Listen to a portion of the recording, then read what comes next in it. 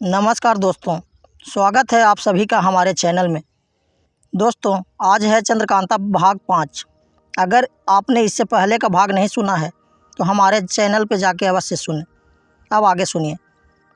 अहमद के पकड़े जाने से नाजिम बहुत उदास हो गया और क्रूर सिंह को तो अपनी ही फिक्र पड़ गई कि कहीं तेज सिंह मुझको भी न पकड़ ले जाए। इस खौफ से वह हरदम चौकन्ना रहता था। मगर महाराज जयसिंह के दरबार में रोज आता और वीरेंद्र सिंह के प्रति उनको भड़काया करता। एक दिन नाजिम ने क्रूर सिंह को यह सलाह दी कि जिस तरह हो सके अपने बाप कुपत सिंह को मार डालो। उसके मरने के बाद जयसिंह जरूर तुमको मंत्री बनाएंगे। उस वक्त तुम्हारी हुकूमत हो जाने से सब काम बहुत जल्द होगा। आखिर क्रूर सिंह ने जहर दिलवाकर अपने बाप को मरवा डाला। महाराज ने कुपत सिंह के मरने पर अफसोस किया और कई दिन तक दरबार में ना आए। शहर में भी कुपत सिंह के मरने का गम छा गया। क्रूर सिंह ने जाहिर में अपने बाप के मरने का भारी मातम किया और 12 रोज के वास्ते अलग बिस्तर जमाया। दिन भर तो अपने बाप को रोता, पर रात को नाजिम के साथ बैठकर चंद्रकांता से मिलने तथा तेज सिंह और वीरेंद्र सिंह को गिरफ्तार करने की फिक्र करता। इन्हीं दिनों वीरेंद्र सिंह ने भी शिकार के बहाने विजयगढ़ की सरहद पर खेमा डाल दिया था, जिसकी खबर नाजिम ने क्रूर सिंह तक को पहुंचाई और कहा, वीरेंद्र सिंह जरूर चंद्रकांता की फिक्र में आया है। अफसोस इस समय अहमद न हुआ, नहीं तो बड़ा काम निकलता। खैर देखा जाएगा। वह कह क्रूर सिंह से विदा हो बालादबी टोह लेने के लिए गश्त करने के वास्ते चला गया। तेज सिंह वीरेंद्र सिंह से रुखसत होकर विजयगढ़ पहुँचे और मंत्री के मरने तथा शहर भर में गम छाने का हाल लेकर वीरेंद्र सिंह के पास लौट आए।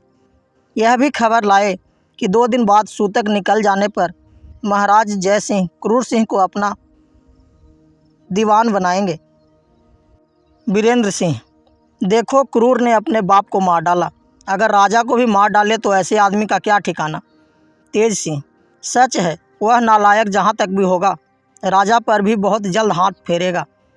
अस्तु अब मैं 2 दिन चंद्रकांता के महल में न जाकर दरबार का ही हाल चाल लूँगा। हाँ, इस बीच में अगर मौका मिल जाए तो देखा जाएगा। वीरेंद्र सिंह, सो सब कुछ नहीं, चाहे जो हो, आज मैं चंद्रकांता से ज़रूर मुलाकात करूँगा। तेज सिंह, आप जल्दी न करें, जल्दी ही सब कामों को बिगाड़ती है।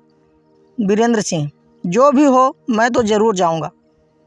तेज सिंह ने बहुत समझाया, मगर चंद्रकांता की जुदाई में उनको भला बुरा क्या सोचता था।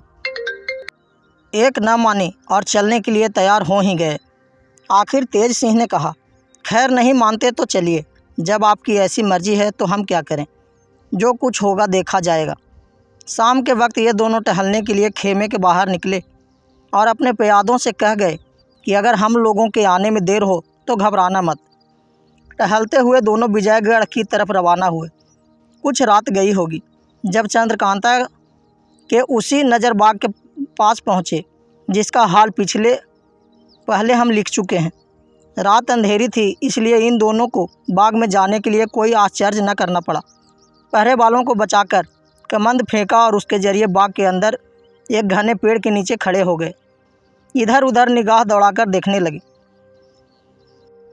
बाग के बीचों बीच संगमरमर के एक साफ चीकने चबूतरे पर मोमी समादान जल रहा था।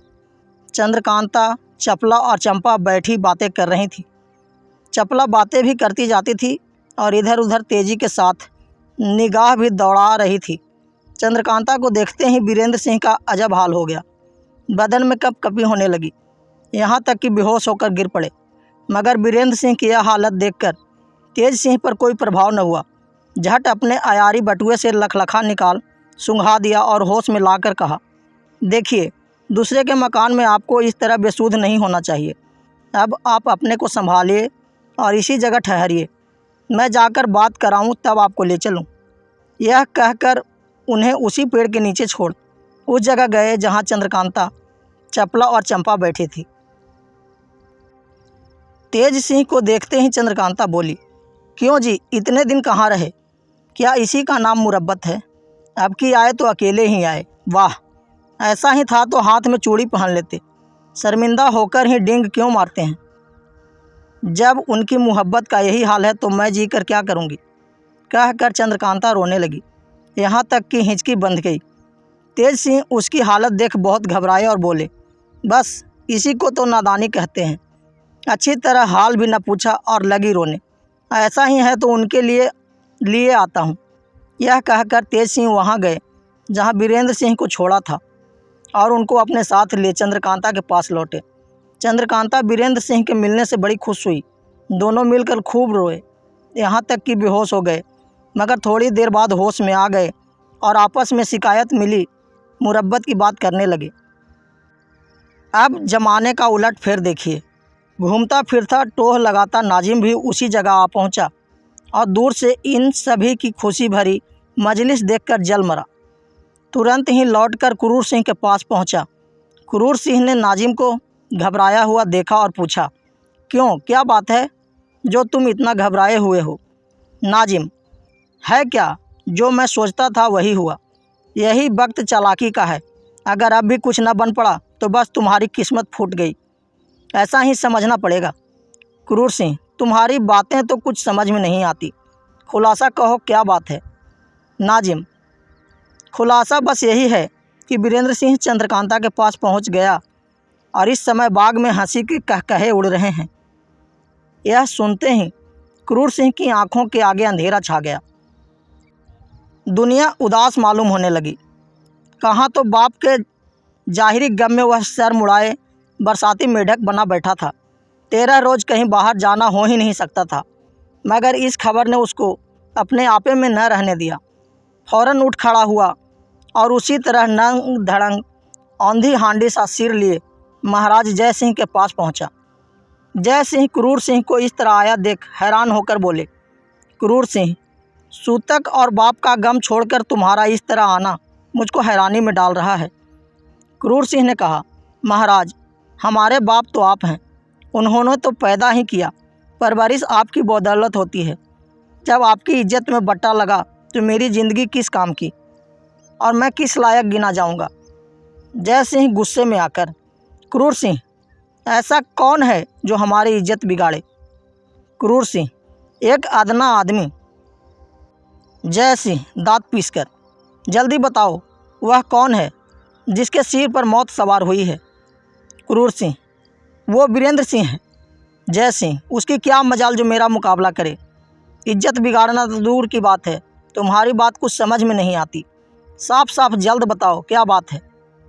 वीरेंद्र सिंह कहाँ है? क्रूर सिंह, आपके चोर महल के बाग में।